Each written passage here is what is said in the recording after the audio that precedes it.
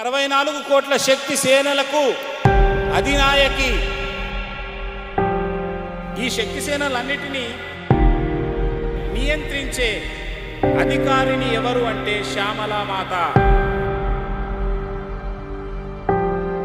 అమ్మవారి యొక్క ఆవిర్భావ దినోత్సవమైన అక్షయ తృతీయ నాడు శ్యామలామాత జన్మదిన వేడుకలకు ఇక్కడికి రావడం జరిగింది.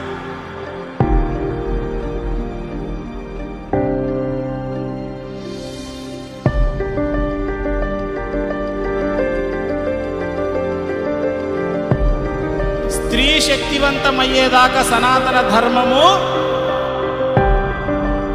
ఎప్పుడు ఎప్పుడు ఎప్పుడు ఉవ్వెత్తున ఎగరదు.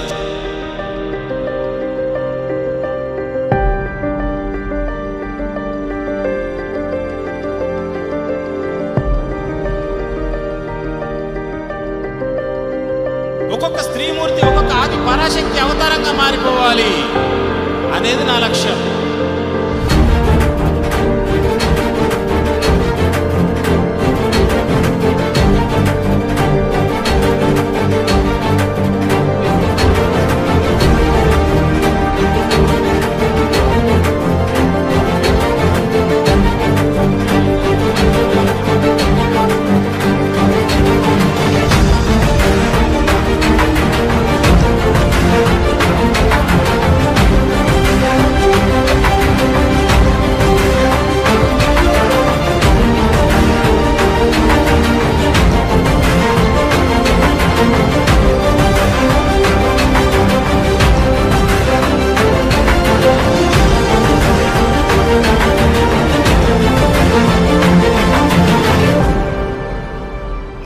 ప్రధాన నాడులు ఉంటాయి. అందులో సుషుమ్నా నాడి కీలకమైన నాడి.